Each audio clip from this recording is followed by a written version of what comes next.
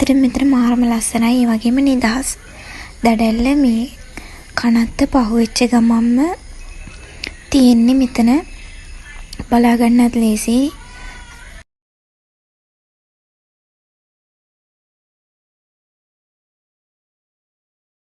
අපි මෙතනට ගියේ හවස 3ට 3:00ට විතර.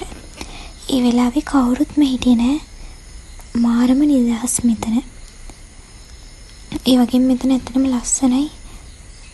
දැක්කම මෙතන පේනවනේ. මෙතන වාඩිලා ඉන්න බංකුවකුත් ගහලා තියෙනවා.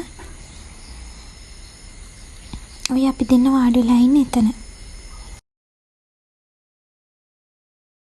ලත් නිදහසේ බීච් එකක් අයිනේ වාඩි වෙලා කතා කර කර ඉන්න තැනක් හොයනවා නම් ඇත්තටම මෙතෙන්ටත් ගිහිල්ලා බලන්න. මෙතන මාරම නිදහස් ඒ වගේම ලස්සනයි.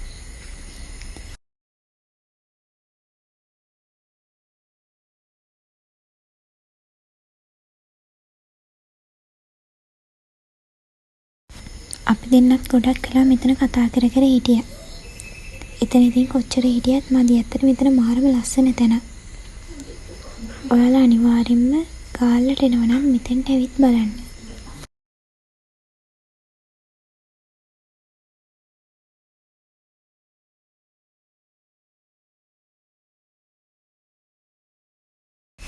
සුපුරුදු විදියට අපිට ඔන්න ඉතින් එතනදී පළු යාළුවෙක් නම් හම්බුණා.